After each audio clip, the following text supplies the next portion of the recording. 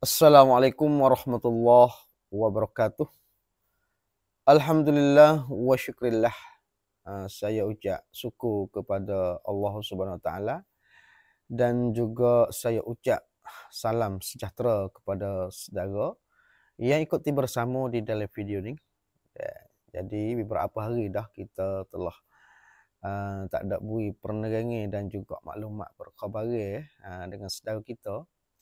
Baiklah, maka hari ini dengan limpah kurnia Allah tu dah melanjutkan di dalam kita boleh berjumpa lagi.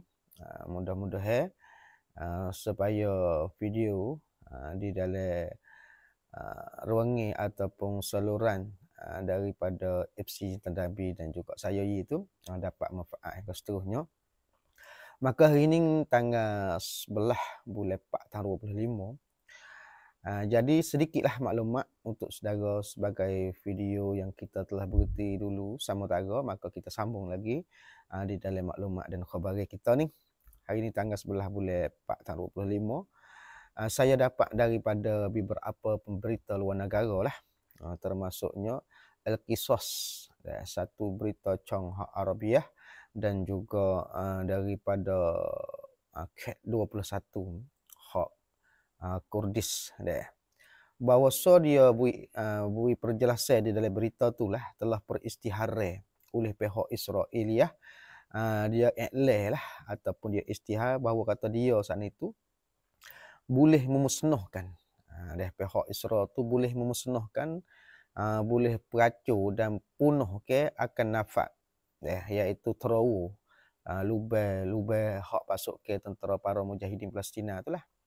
Kalau mengikut daripada berita tu dia kata lubang hak pasuk ke hak tentera Palestin tu dipunuh oleh pihak tentera Israel sama semua tu 25%,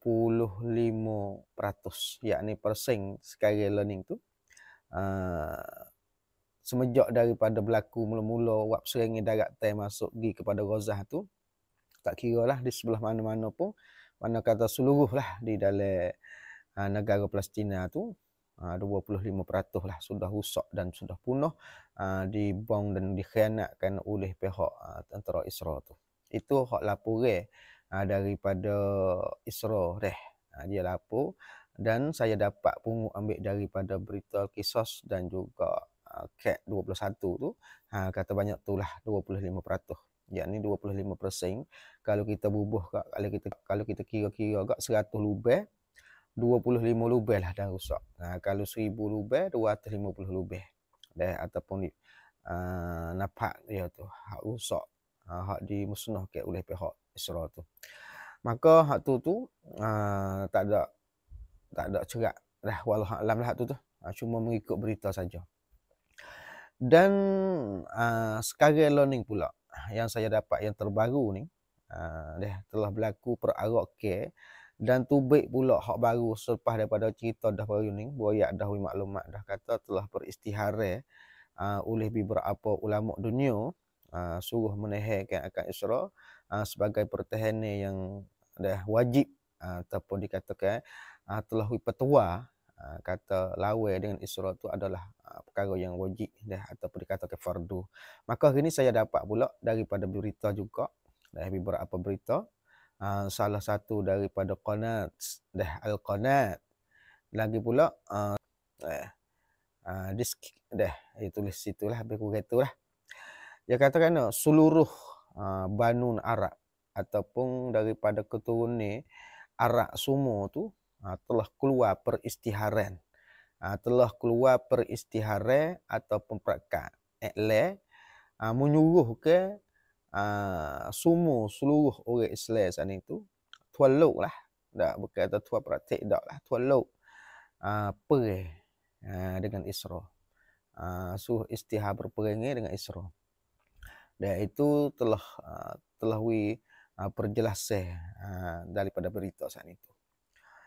Suruh lawan lah, oleh kerana apa? Sebab kena lawan. Sebab mereka yang telah dikhianat ataupun yang telah dimati, telah dibunuh oleh pihak Israel itu adalah saudara kita. Satu, dan yang keduanya dia nak memperhapuskan akan bumi yang berkat. Termasuknya dikatakan Baitul Maqdis tu ataupun Baitul Muqaddas. Dak. Maka situlah perkara yang menjadi kewajib. Yang ketiganya dia membunuh ke saudara kita saat itu, hal keadaan saudara yang ada di dalam Ghazah tu bukan daripada tentera saja dak. Bukan daripada pasukan tentera mah saja dak, iaitu hak dia duk bunuh sekarang adalah orang-orang biasa ataupun orang awam, orang yang tidak mempunyai kekuasaan dan tidak ada senjata untuk menahan. Maka sebab itulah jadi satu perkara yang wajib.